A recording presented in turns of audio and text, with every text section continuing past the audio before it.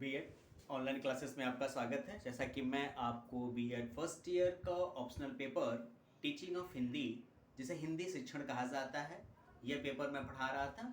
इस पेपर में हम लोगों ने प्रथम इकाई के 7वें अनुभाग को पढ़ना शुरू किया था।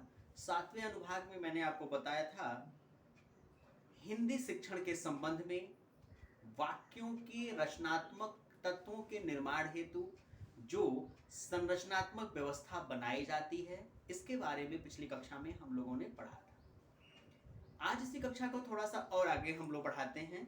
आज की कक्षा में मैं आपको बताऊंगा कार्यात्मक हिंदी शिक्षण का उद्देश्य या संरचनात्मक हिंदी शिक्षण का उद्देश्य। बात एक ही है, बस कहने का तरीका का थोड़ा सा परिवर्तन है।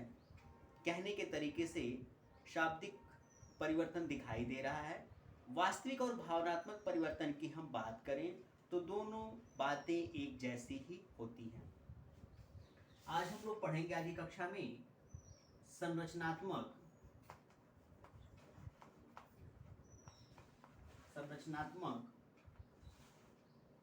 या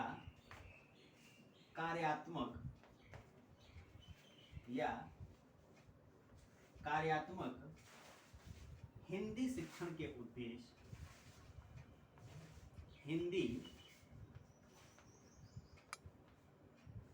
शिक्षण के उद्देश्य।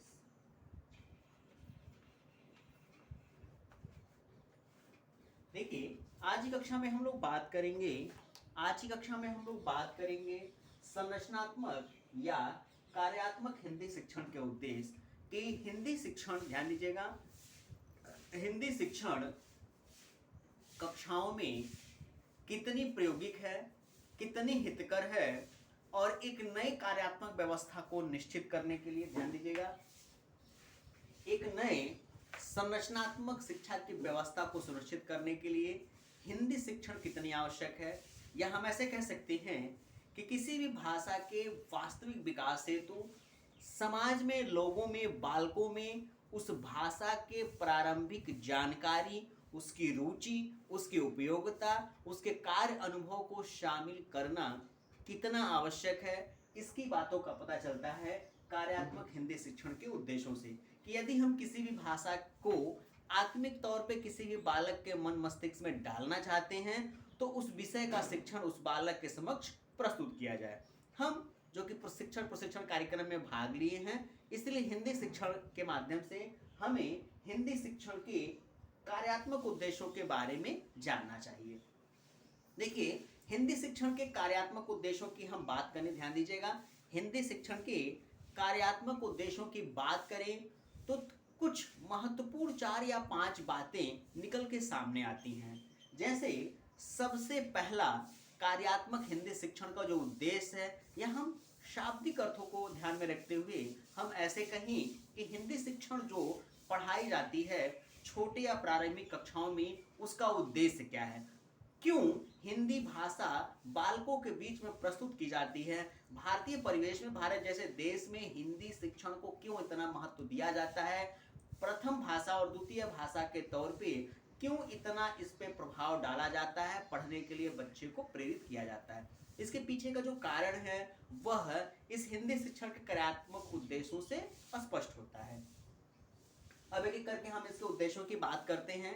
देखिए, हिंदी शिक्षण के कार्यात्मक उद्देश्यों की हम बात कर रहे हैं तो हमें पता चलता है इसमें जो सबसे पहला उद्देश्य है हिंदी शिक्षण का, वो ये है कि हिंदी शिक्षण के माध्यम से, ध्यान दीजिए, कार्यात्मक मतलब कार्य रूप में ले आने वाली व्यवस्था को कार्यात्मक कहा जाता है।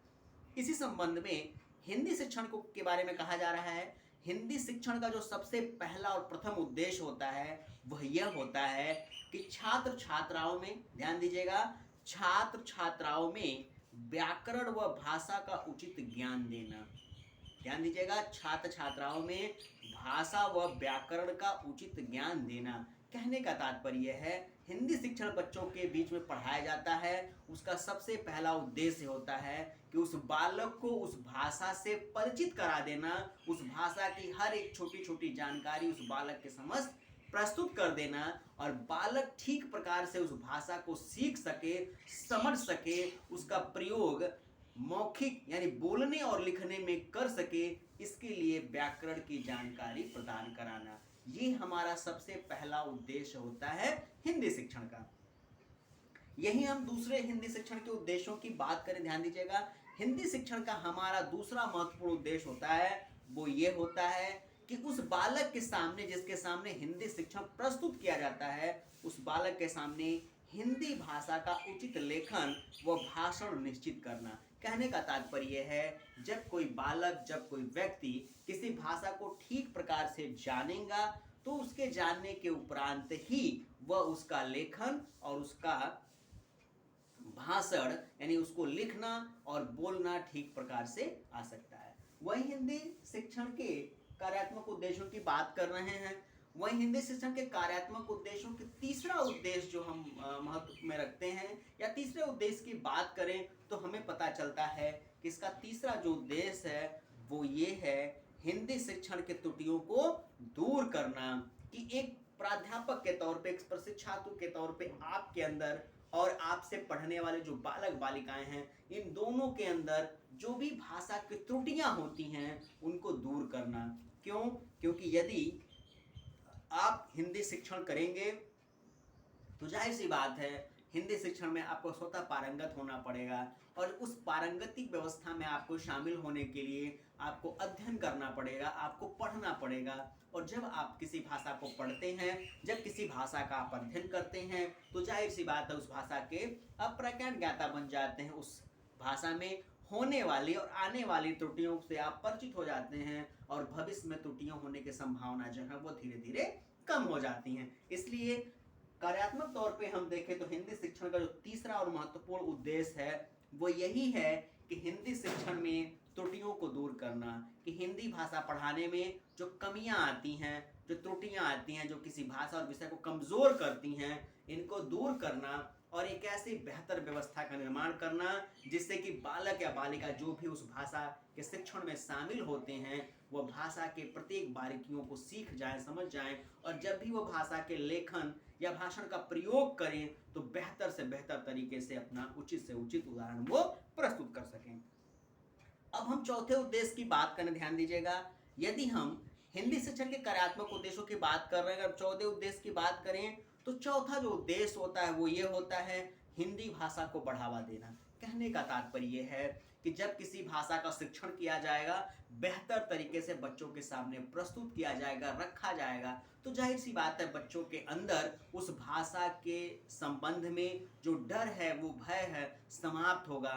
उनके अंदर रुचि उत्पन्न होगी, क्योंकि भाषा को समझेंगे, जानकारी लेंगे, इससे उनके मन मस्तिष्क में रुचि उत्पन्न होगी, और जब रुचि उत्पन्न होगी तो उस भाषा को सीखेंगे, और जब सीखेंगे तो जाहिर सी बात है उसका प्रयोग लेखन और भाषण में करेंगे। इसलिए चौथा जो महत्वपूर्ण उद्देश्य होता है हिंदी शिक्षण का, वह वही होता है, हिंदी भाषा को बढ़ावा देना।